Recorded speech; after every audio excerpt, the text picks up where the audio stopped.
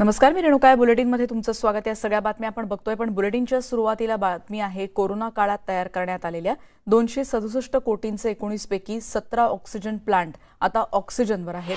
पण 17 oxygen plant वेळेत पूर्ण करण्यात पालिका अधिकारी आणि कंत्राटदार अपयशी ठरलेत आणि या कंत्राटदारांना केवळ 4 कोटींचा क्षुल्लक कर आकारल्याची माहिती आरटीआय कार्यकर्ते अनिल गलगली यांनी मिळवलेली आहे। तसंच या कंत्राटदारांना मुदतवाढही देण्यात आली होती, पण तरीही कामं पूर्ण करण्यात आली नाहीत।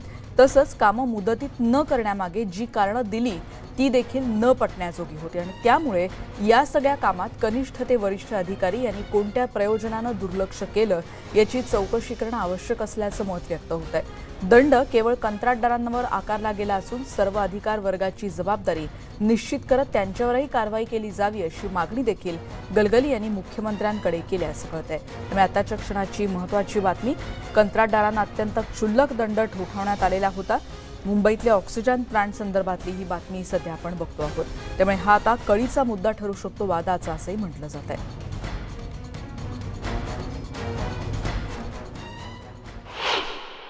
आमची मुख्यमंत्री उद्धव ठाकरे महापालिका आयुक्तांकडे एवढीच मागणी आहे की या अनुषंगाने आपण या संपूर्ण कामाची चौकशी करण्यात यावी। कंत्राटदारावरती कारवाई करून या अधिकाऱ्यांची जी जबाबदारी ही आपण निश्चित करण्याची आवश्यकता आहे, कारण यामध्ये अधिकारी सुद्धा सामील आहेत। आमचा तर स्पष्ट आरोप आहे की ह्या ज्या निविदा बनवण्यात आलेल्या आहेत ह्या बाजार मूल्यापेक्षा जास्त अवाढव्य किमतीने बनवल्यामुळे महापालिकेचं 100 कोटीहून अधिक नुकसान झालेलं आहे। जसं तुम्ही ठेकेदारांवरती कारवाई केली तसेच कारवाई त्या अधिकाऱ्यांवरती करावीत, जे अधिकारी कनिष्ठपासून पालिकेच्या मुख्यालयामध्ये जे ज्येष्ठ अधिकारी आहेत त्यांच्यावरती सुद्धा कारवाई करण्याची आमची मागणी आहे। थेट जाणार आहोत आमचे प्रतिनिधी प्रणाली कापसे आता आपल्या सोबत आहेत। प्रणाली, हा सगळा गंभीर प्रकार दिसतोय, हे आणखीन सोप्या शब्दात आम्हाला सांगशील का अशासाठी, कारण इतका मोठं प्रकरण आणि इतक्या मोठ्या प्रमाणात ही सगळी माहिती आता समोर येताना दिसते, काय कारवाई खरं तर अपेक्षित आहे, नेमकी याची व्याप्ती किती आहे?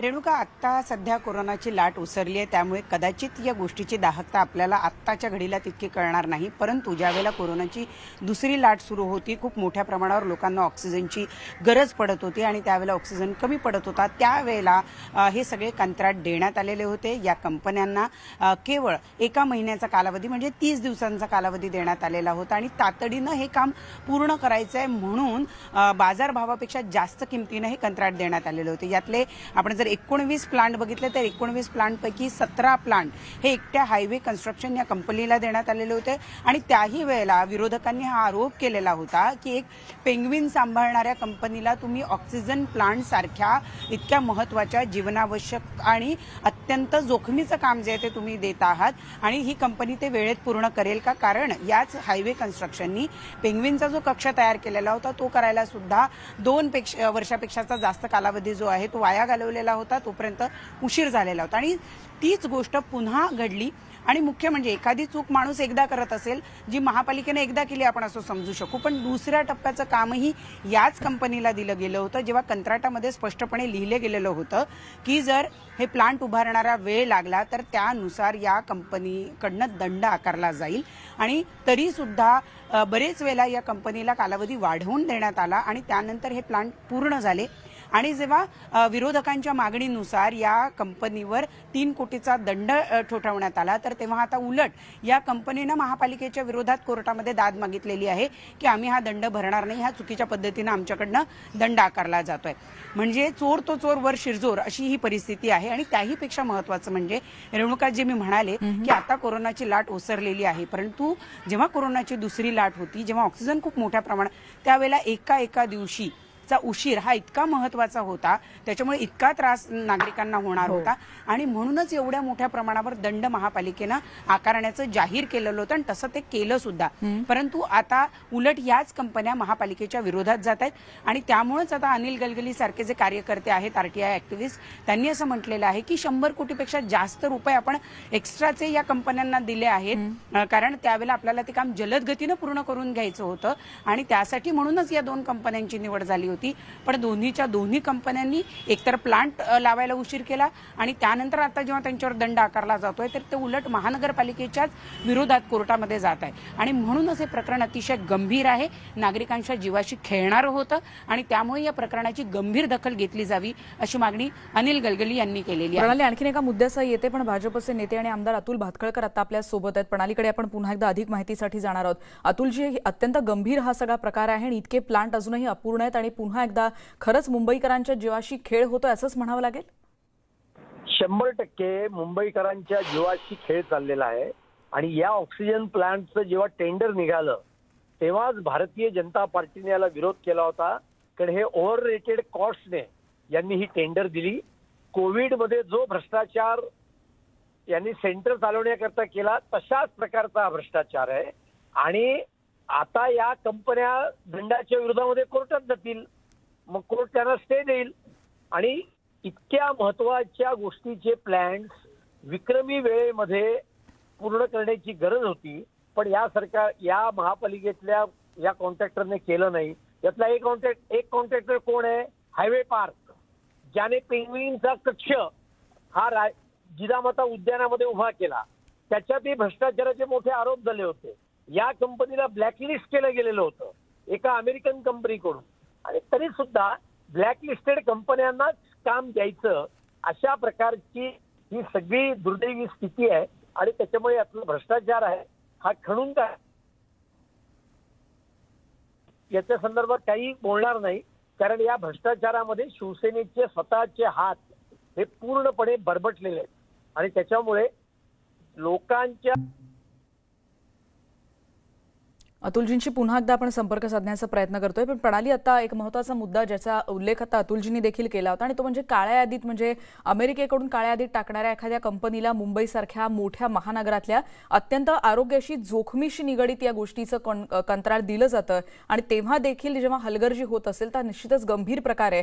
अशा कोणकोणत्या कंपन्यांचा यामध्ये समावेश आहे आणि भाजपकडून असा देखील आरोप होतोय की याच्यामध्ये शिवसेना म्हणजे थेट संबंध असूनही, म्हणजे सगळं माहिती असूनही त्यांना इतकी मोठी जबाबदारी देण्यात आली.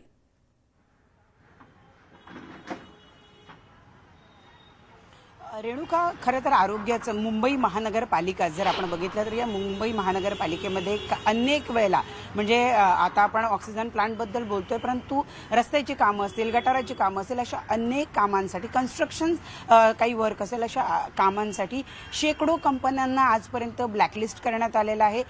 पूर्वीच्या काळी असा नियम होता की एखादी कंपनी जर एकदा ब्लॅकलिस्टेड झाली असेल तर तिला परत काम दिलं जात नाही, परंतु आता याच महापालिकेच्या कालावधीमध्ये, आता कारण महापालिका विसर्जित झालेली आहे, परंतु 2017-18च्या कालावधीमध्ये रस्त्यांच्या प्रकरणामध्ये ज्या कंपन्यांना ब्लॅकलिस्टेड करण्यात आलेलं होतं त्याच कंपन्यांना आता गेल्या वर्षभरामध्ये काही महत्त्वपूर्ण कंत्राट देण्यात आलेलं आहे. तो जो नियम होता की एखादी कंपनी जर ती ब्लॅकलिस्ट झाली असेल तर तिला परत कुठलंच काम दिलं जाऊ नये, हा नियम आता शिथिल करण्यात आलेला आहे आणि त्यामुळे शेकडो ब्लॅकलिस्टेड झालेल्या कंपन्या, पूर्वी असं होतं की त्या वेगवेगळ्या नावांनी परत अप्लाय करत होत्या किंवा नवीन कंपनी स्थापन करत होत्या, परंतु आता तसं तोही जो लूप होल होता आता तोही राहिलेला नाही. म्हणजे ती एक जी खरं आपण म्हणू की कायद्यासाठी चांगली वाट होती, परंतु आता तिचं परत एका पळवाटीमध्ये रूपांतर या सगळ्यांनी केलं होतं आणि आता तोही नियम काढून टाकण्यात आलेला आहे. आता 3 वर्ष एखाद्या कंपनीला जर ब्लॅकलिस्ट केलं असेल तर तिला 3 वर्ष काम मिळत नाही आणि त्यानंतर ती कंपनी पुन्हा एकदा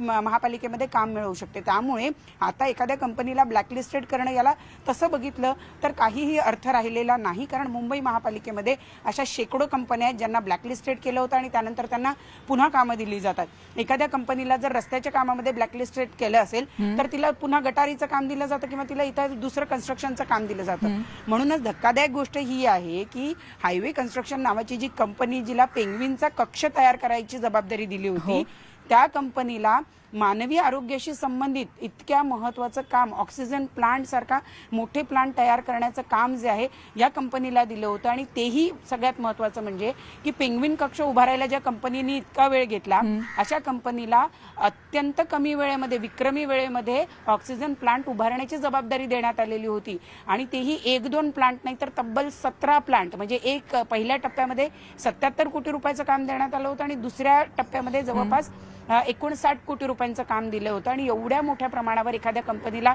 कंत्राट दिलं जातं, ती वेळेत काम पूर्ण करत नाही, तिला 2-3 वेळा वाढवून दिल्या जातात आणि त्यानंतर ती काम पूर्ण करते आणि जेव्हा तिने काम लेट केलं म्हणून तिला दंड आकारला जातो, तर उलट तीच कंपनी कोर्टामध्ये जाते.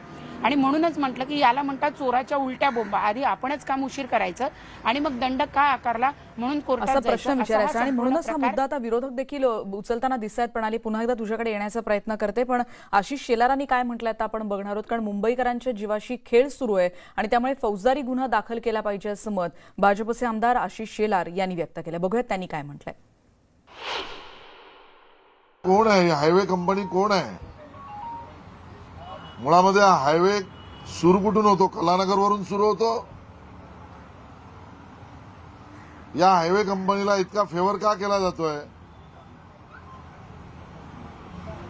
ऑक्सिजन प्लांटच्या कामामध्ये सुद्धा दिरंगाई, कचुराई, जाणून बुजून अडचणी निर्माण करणं हे मुंबईकरांच्या जीवाशी खेळण्याचं काम होतं. आणि म्हणून या कंपन्यांना लावलेला फाईन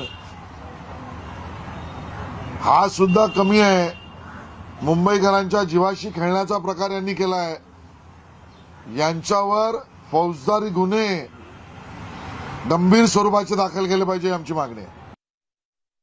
प्रणाली, आपण बघतोय की आशिष शेलार यांनी तर म्हटलंय फौजदारी गुन्हे दाखल होण्याची गरज आहे आणि ज्याची बातमी आता आपण बघितली. आणि अनिल गडकरींनी तर थेट म्हटलंय की फक्त कंत्राटदारांवर हा दंड आकारला गेलाय, पण अधिकार वर्गाची जबाबदारी देखील निश्चित केली गेली पाहिजे. म्हणजे साहजिक आहे की एखादी कंपनी जर काळ्या यादीत आहे, ही बातमी काही लपून राहणारी नाही आणि त्याचा रेकॉर्ड देखील असतो. अशा वेळेला याच्याशी संबंधित जी पूर्ण चेन असेल, जी पूर्ण साखळी असेल, तीच या सगळ्याला जबाबदार. आणि जसं तू म्हणालीस आता खूप महत्त्वाचा मुद्दा की आत्ता कोरोनाची लाट ओसरली आहे, पण जर आत्ताही प्रकोप असता तर ही समस्या किती उद्भवू शकली असती आणि त्यामुळे याच्यावर कडक कारवाईची अपेक्षा करण्यात आता शक्य आहे असं वाटतं का?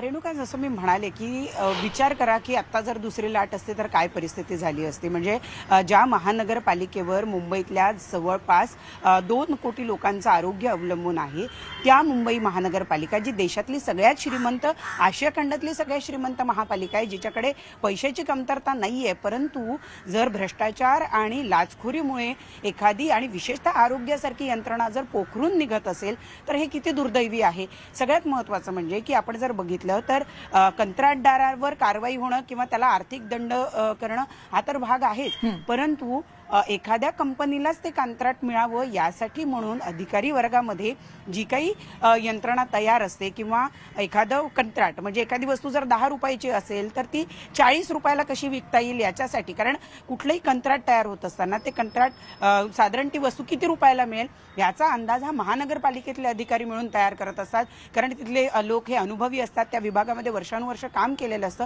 त्यामुळे त्यांच्याकडे त्याचा अनुभव आहे. या अर्थानं त्यांनी त्याचं बजेट तयार करायचं असतं आणि त्यानंतर तशी डिमांड म्हणजे तसं कंत्राट काढावं लागतं आणि मग ज्या इच्छुक कंपन्या आहेत त्या त्याच्यामध्ये भाग घेऊ शकतात.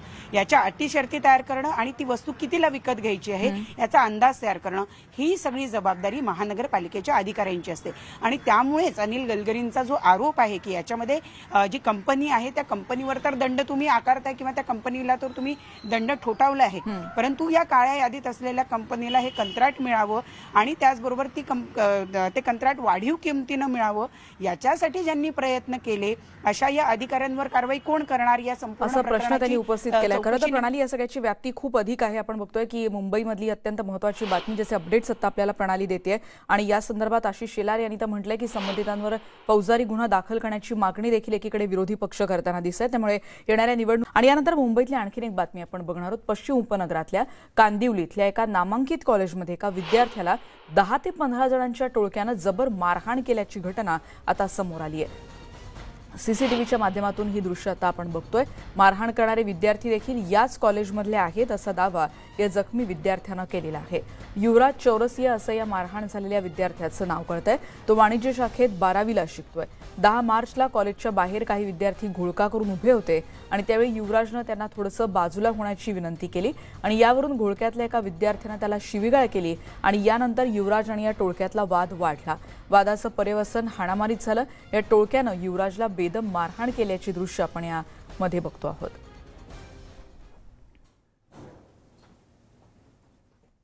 काही जण तिथे रोखण्याचा देखील प्रयत्न करतायत, पण तरी देखील ही हाणामारी सुरूच आहे. युवराज चौरसिया असं या विद्यार्थ्याचं नाव कळतंय आणि त्यामुळे शिवीगाळ झाली आणि त्याच्यानंतर हाणामारीत या सगळ्याचं पर्यवसन झालं अशी देखील माहिती कळतेय. त्यामुळे कॉलेजच्या बाहेर शिवीगाळ त्यानंतर हाणामारी झाल्याची बातमी मुंबईतल्या कांदिवली उपनगरातून आलेली आहे. 10-12 जणांचा हा टोळकं तिथे आहे आणि एका मुलाला अशी बेदम मारहाण तिथे करण्यात आली आहे. कॉलेजच्या परिसरातच अशा पद्धतीनं गुंडगिरी होतानाचा प्रकार मुंबईतल्या पश्चिम उपनगरातला कांदिवलीमधला.